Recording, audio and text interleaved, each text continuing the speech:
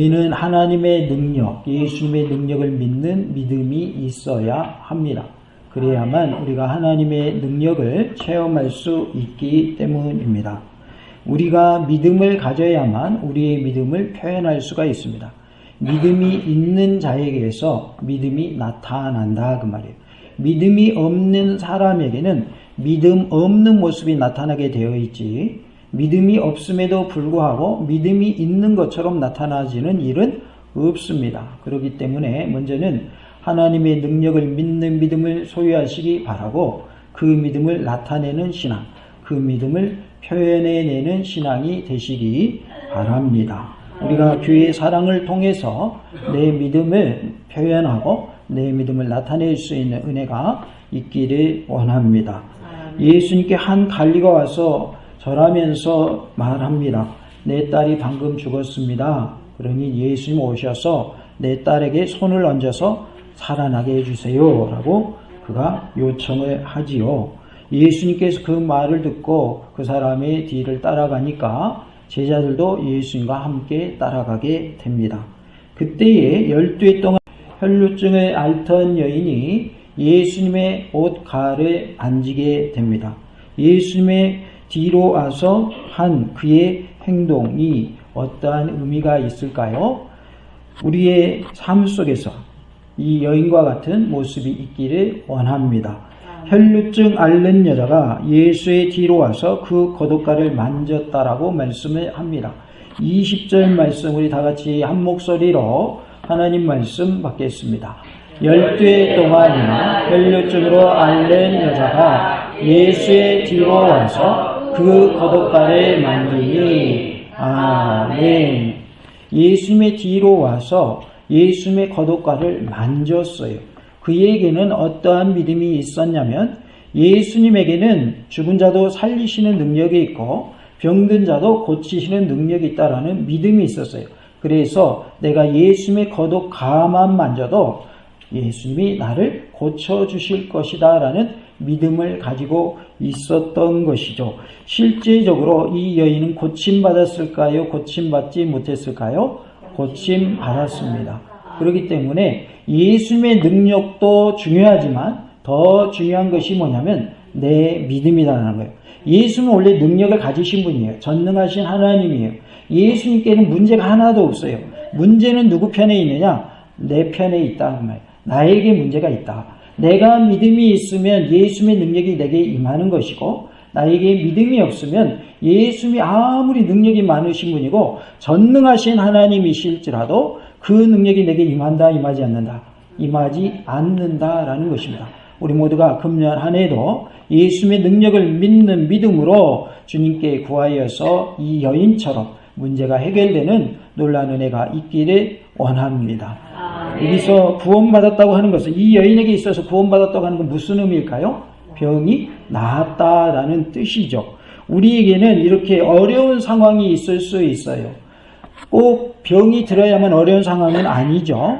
여러 가지 관계에 문제가 있을 수 있고, 때로는 재정적인 부분에 있어서 어려움이 있을 수 있고, 우리가 여러 가지 어려운 부분이 있을 수 있는데, 하나님 그러한 과정 속에서도 우리의 믿음을 보시고 우리를 그 가운데서 건져내시는 구원을 허락하여 주실 줄로 믿습니다.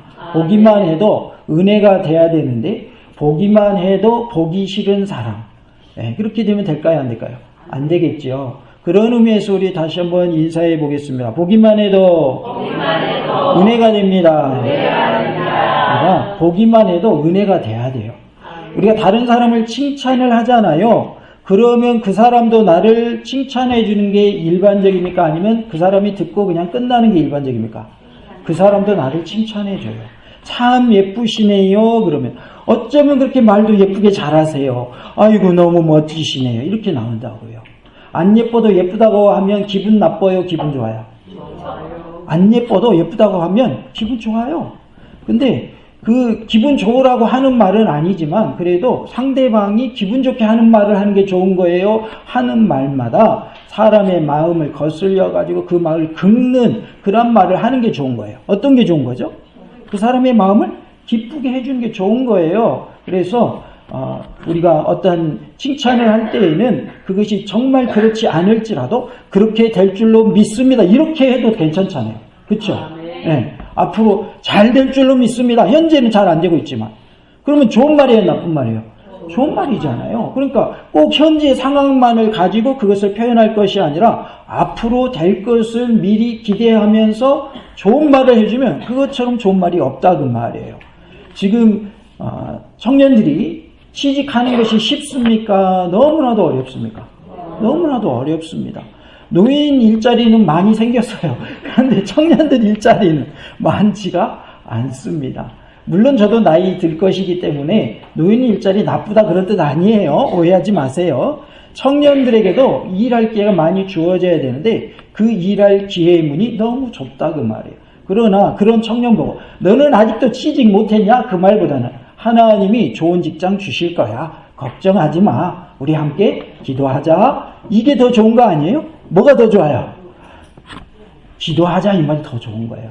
하나님이 때가 되면 하나님이 좋은 직장 주실 줄로 믿는다. 우리 함께 기도하면 하나님이 좋은 결과 있게 하실 거야 라고 우리가 상대방에게 좋은 말을 하는 모습이 되어야 할 줄로 믿습니다. 우리가 예수님의 능력을 믿는다면 우리의 언어 또한 믿음의 언어가 되어야 할 줄로 믿습니다. 예수님의 능력의 하나님이신 것을 믿는 사람이 아이고 나 죽겠네. 아이고 죽겠네. 그러면 그거 맞아요 틀려요? 틀린 거죠. 왜? 예수님의 능력을 믿는다고 방금 말했어. 그러면서 그 시간이 얼마 지나지도 않았는데 10초도 안 지났는데 뭐라 그러냐면 아이고 죽겠네. 아이고 죽겠네. 이런단 말이에요. 그 사람은 말만 예수님 믿는 거지 실제로는 마음으로 믿는 거예요? 안 믿는 거예요? 안 믿는 거죠. 안 믿는 거예요. 이번에도 한 그 오디션 프로그램에서 1등을 한 사람이 선교사님의 자녀라고 그러더라고요. 그래가지고 그 노래한 것이 너무 잘해가지고 심사위원마다 다 칭찬을 한 것 같아요. 제가 알기로는 그런 것 같아요. 한 사람도 심사위원이 아이고 잘 못해요. 그런 사람이 없는 것 같더라고요. 보니까. 왜냐하면 매번 할 때마다 너무 잘하니까. 어떤 분은 그런 표현을 쓰더만 이번에는 정말 잘할 줄로 기대하고 들었는데 진짜로 잘해서 놀랬다고 또 그런 표현을 쓰시더라고요. 우리가 하나님 앞에서 정말 부끄러움 없는 모습으로 드려지기 위해서는 최선을 다해서 하나님을 잘 섬기는 모습이 되기를 원합니다. 그러면 남도 우리가 기쁘게 할 수가 있는 거예요. 내가 하나님 앞에서 올바로 서면 내 주변의 사람들도 나를 통해서 기쁨을 누리게 된다 그 말이에요. 마치 그 오디션 프로그램에서 1등한 사람처럼 그 사람이 노래 불렀지만 심사위원들도 모든 방청객들도 모든 시청자들도 그 사람의 노래를 들으면서 너무 좋다고 어쩌면 이렇게 노래 잘하냐고 다 그들이 그 현장에 있었던 사람도 칭찬하고 TV 매체를 본 사람들도 칭찬했다 그 말이에요. 그러면 그 노래 잘해서 1등한 사람이 사람들에게 기쁨을 준 거예요? 짜증을 준 거예요? 기쁨을 준 거죠. 우리가 하나님과의 관계가 바로 서잖아요. 나로 인하여서 사람들이 기쁨을 누리게 된다 그 말이에요. 그래서 어떻게 하면 저 사람 옆으로 갈 수 있을까? 어떻게 하면 저 사람하고 한마디라도 더 해볼까? 이렇게 돼야 된다 그 말이에요. 그런데 그러지 아니하고 우리가 그렇게 되지 않고 오히려 반대가 된다면 이건 문제가 있는 거죠. 우리는 하나님이 기뻐하시는 자로서 하나님의 능력을 믿는 자로서 하나님 편에서 서고 하나님의 도우심으로 응답받고 문제마다 해결함 받아서 하나님께 영광 돌리고 나의 모습, 나의 삶을 통하여 주변 사람들에게 기쁨을 주는 모습이 되시기 바랍니다. 금년 한 해는 어떠한 교회가 되자라고 했어요? 기쁨 충만한 한 해. 기쁨 충만한 교회가 되자라고 했죠. 그래서 기쁨 충만한 교회를 이루는 금년 한 해가 될 수 있기를 원하고 우리의 심령 속에서 항상 기뻐하며 또 감사하며 평안의 삶을 누리는 복된 삶이 되실 수 있기를 원합니다. 21절에 보니까 이는 제 마음에 그 고돈만 만져도 구원을 받겠다 함이라 그랬어요. 구원이란 자신의 고통스러운 상황에서 건짐받는 것을 말하고 있습니다. 여인에게서 구원이라고 하는 것은 자신의 질병에서 고침받는 것이었습니다. 나에게 있어서 어려운 상황은 어떠한 것입니까? 무엇이 나를 힘들게 하고 있습니까? 이번에 테러를 행한 한 청년이 보니까 조울증 환자라고 그렇게 나오는 것 같더라고요. 막 갑자기 기뻤다가 갑자기 우울했다가 두 가지 성향이 다 있는 것을 조울증이라고 하죠. 그런데 그러한 모습 속에서는 행복이 있을까요? 없을까요? 행복이 없지요. 그러나 예수님을 만나고 그 질병이 고침받는다면 그 사람은 행복한 삶을 누리게 되는 줄로 믿습니다. 행복이라고 하는 찬양 가사 중에 하나님의 자녀로 사는 것이 뭐라는 거예요? 행복이다 그랬어요. 하나님의 자녀로 사는 우리는 어떠한 자인 줄로? 행복한 자인 줄로 믿어야 할 줄로 믿습니다. 다 같이 봅시다. 하나님의 자녀로 사는 것이 참된 행복입니다. 하나님의 자녀가 아닌 세상 사람으로 살아가고 마귀의 자녀로 살아간다면 그것은 행복이 아니다 그 말이에요. 목사님, 부자 중에도 예수 안 믿는 사람 많은데요. 권력자도 많던데요. 그렇다고 해서 그 사람이 참된 행복자냐? 아니다 그 말이에요. 왜? 하나님의 자녀로 살지 않기 때문에 행복이 아닌 거예요. 왜 그러면 행복이 아니냐? 이 땅에서 아무리 오래 살아도 100년 조금 더 사는 것이고 아무리 오래 권력을 잡고 있어도 5년에서 10년 사이 그 정도밖에 안 된다 그 말이에요. 그런데 저 천국에서는 영원히 복을 받아 누리며 산다 그 말. 예수님을 믿는 사람, 하나님의 자녀들은 이 땅에서도 천국을 누리면서 살아요. 그래서 아무리 삶이 힘들고 어려워도 행복하면서 산다고요. 기뻐하면서 살아요. 왜? 내 안에 누가 계시니까? 예수님이 계시니까. 내 안에 성령님이 계시고 내 안에 하나님이 계시기 때문에 기뻐하며 살아요. 그것이 행복이다 그 말이에요. 그것이 행복이다. 우리는 눈에 보이는 것만을 가지고 행복을 얘기하는데요. 행복은 눈에 보이는 것이 전부가 아닙니다. 건강하지 않으니까 안 행복한가요? 아니에요. 예수를 내 안에 모시고 살면 건강하지 않아도 나는 행복한 자인 줄로 믿습니다. 하나님의 자녀로 살고 있다면 나의 형편이 어떠하든지 그거 상관없어요. 내가 감옥에 있어도, 심지어 감옥에 있어도 사도 바울처럼 감옥에 있을지라도 하나님의 자녀로 살고 있다면 그것이 행복한 삶인 줄로 믿습니다. 다른 사람을 위하여 봉사하고 섬기는 것이 복일까요? 아니면 매번 도움만 받는 것이 복일까요? 섬기는 것이 복입니다. 물론 돈 받는 것이 나쁘다는 뜻은 아니에요. 그러나 남을 도와줄 수 있다면 내가 다른 사람에게 섬김을 받는 위치일지라도 내가 다른 사람을 섬길 수 있는 부분이 있다면 섬기며 사는 것이 그게 복이다 그 말이에요. 그러니까 내가 많은 어려움이 있어서 다른 사람들의 도움을 받을지라도 나보다 더 어려운 사람을 내가 도울 수 있습니까? 못 도웠습니까? 도울 수 있죠. 그렇기 때문에 나보다 더 어려운 사람을 내 형편 안에서, 나의 형편 안에서 돕는다면 그것이 진짜 복이다 그 말이에요. 남을 돕는 것은 전혀 하지 않고 그냥 도움만 받는다. 그것은 올바른 태도가 아니라는 것이죠. 우리는 하나님으로부터 복을 받았어요, 안 받았어요? 받았죠. 그러면 하나님으로부터 복만 받아야 돼요? 남에게도 그 복을 나눠줘야 돼요? 나눠줘야 된다 그 말이에요. 하나님으로부터 우리는 구원이라고 하는 복을 받았어요. 하나님으로부터 우리는 하나님의 자녀로 사는 복을 받았어요. 이 땅에서 어려운 삶 속에서도 평안을 누리며 사는 복을 받았어요. 그러면 그 복을 나만 누릴 것이 아니라 다른 사람에게도 전해줘야 될 거 아니에요. 다른 사람도 그 복을 누리게 해줘야 될 거 아니에요. 그게 진짜 복된 사람이다 그 말. 그래서 남을 이롭게 하며 사는 사람이 진짜 복된 사람이다. 다 같이 봅시다. 남을 이롭게 하는 복된 자 됩시다. 남을 이롭게 한다는 말에는 영적인 부분과 육적인 다 포함하고 있는 거예요. 가장 큰 복은 영적인 복이다 그 말. 그래서 믿지 않는 자를 예수님 믿어 천국 가게 하는 것, 이게 진짜 그 사람을 이롭게 하는 거예요. 다른 사람을 이롭게 하는 것이다 그 말이에요. 그러한 복을 누리는 삶이 되시기 바랍니다. 다른 사람을 이롭게 하는 것이 무슨 삶이라고요? 복된 삶이다. 그래서 다른 사람으로 하여금 구원을 누리는 그러한 복을 누릴 수 있도록 우리가 이롭게 하는 일, 다른 사람을 행복하게 하고 다른 사람을 기쁘게 하는 일, 이러한 일에 쓰임받는 복된 삶이 다 되시기 바랍니다. 복 있는 자가 바로 이러한 삶을 사는 자인 줄로 믿습니다. 22절에 예수께서 돌이켜 그를 보시며 그랬어요. 마가는 예수님께서 누가 내 옷에 손을 대었느냐라고 물으신 사실과 이 여자가 두려워 떨면서 예수님 앞에 나와서 모든 일을 고백하는 장면이 마가복음 5장 30절부터 33절에 상세히 기록하고 있습니다. 그렇다면 마태는 이 사건을 왜 이렇게 간단하게 축약했을까요? 마태는 자신에게 가장 관심이 있는 것을 우선적으로 기록했기 때문입니다. 마태는 대부분 시간적 순서보다는 주제별로 사건을 결합해서 기록하는 그러한 모습을 보게 돼요. 그래서 주제별로 기록하다 보니까 또 자기가 필요한 것만 기록하다 보니까 자세히 기록하지 않는 것이 마태의 기록 방법이었다라는 것이죠. 22절에 이르시되 따라라고 말씀을 하고 있습니다. 따라라는 이 말은 중풍병자를 보고 소자야라고 2절에서 불렀던 것과 유사한 여자에 대한 애칭으로 따라라고 불러주셨습니다.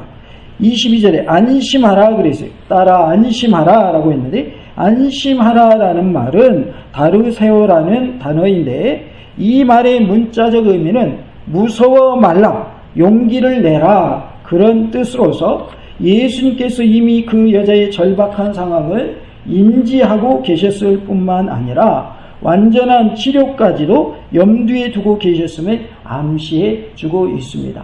예수님은 전지하신 하나님이셔요. 모든 것을 다 아셔요. 그러니까 그 여인의 형편을 알까요? 모를까요?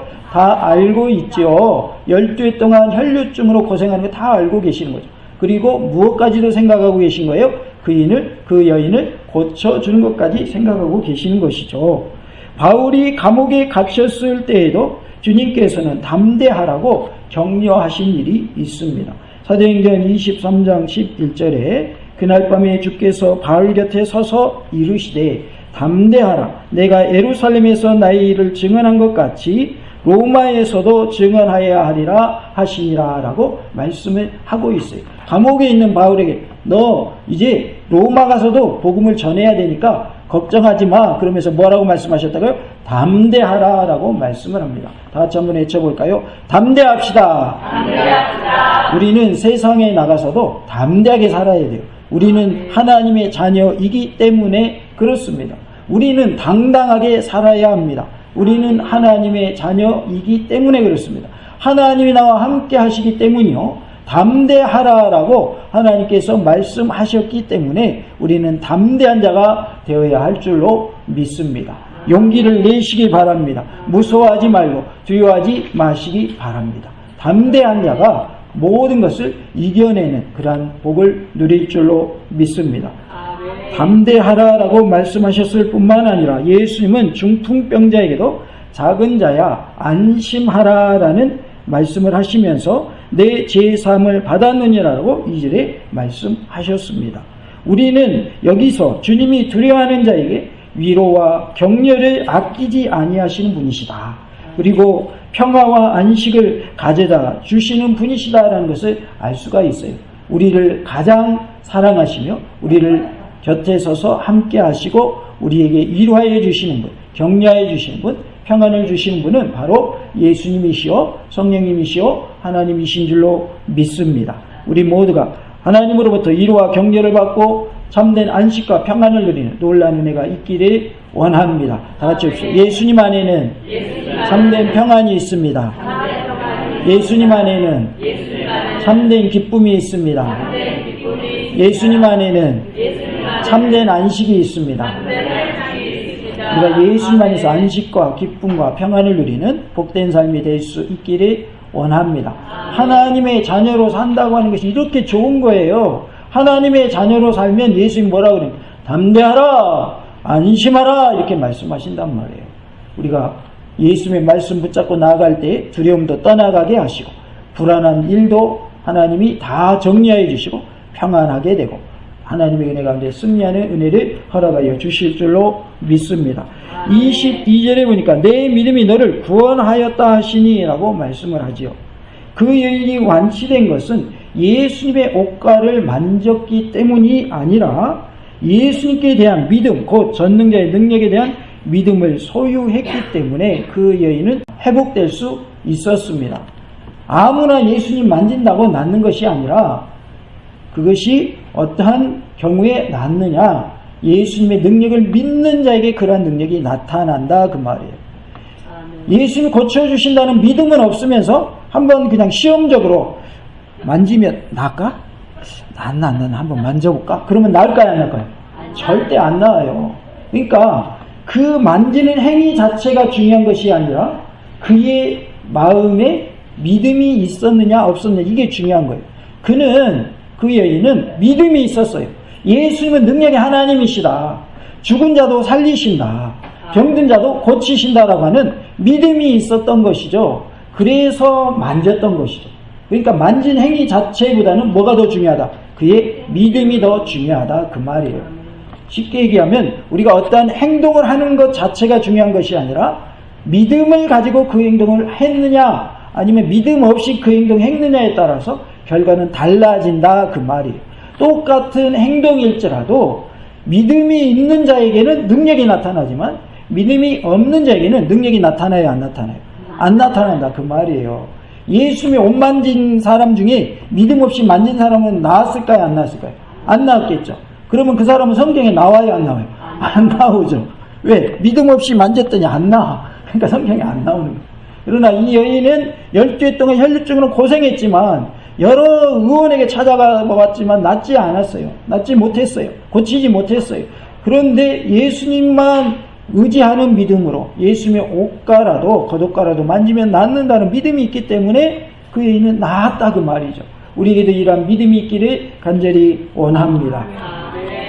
내 믿음이 너를 구원하셨다라고 했는데 그 여인의 질병을 치유한 것은 예수님의 능력이었지만 그 여인이 믿음을 갖고 있지 못했다면 구원함을 받지 못했다라는 것을 말씀해 주고 있습니다.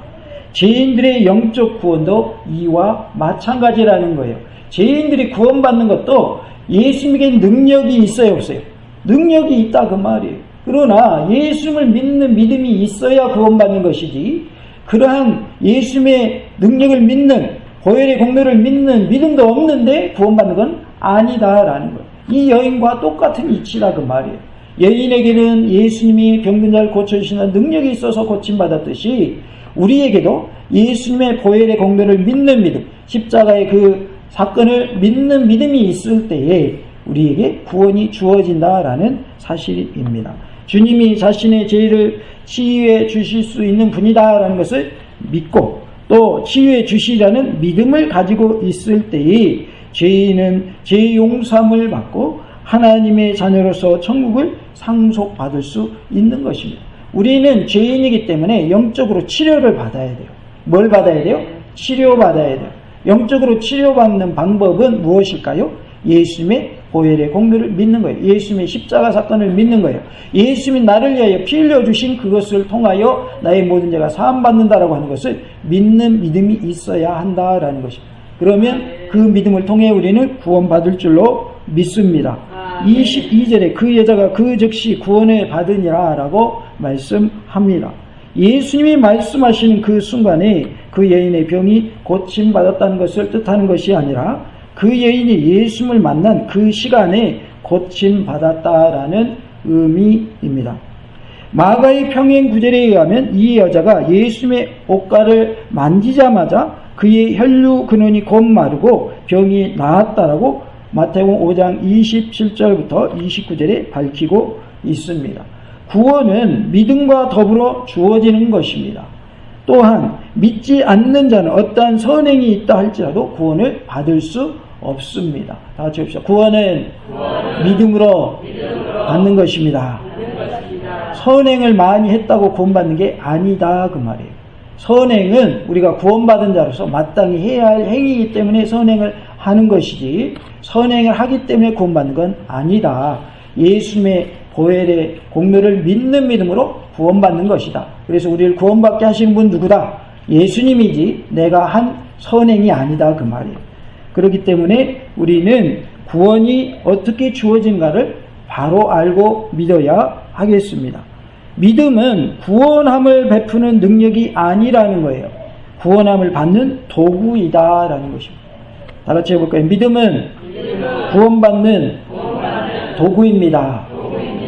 우리가 구원을 받는 도구가 믿음이다라고 우리 믿어야지, 구원을 베푸는 능력이 믿음이다라고 말하면 안 된다라는 것입니다.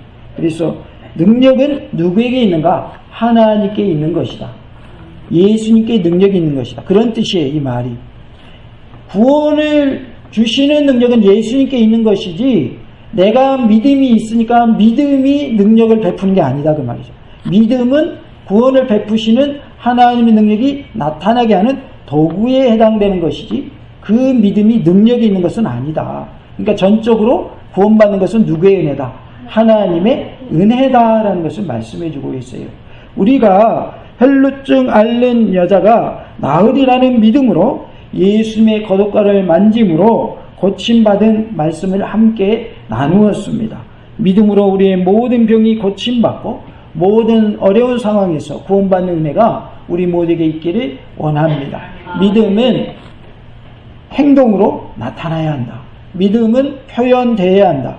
믿음이 없으면 믿음은 표현될 수가 없다라는 말씀을 우리가 함께 나누었습니다.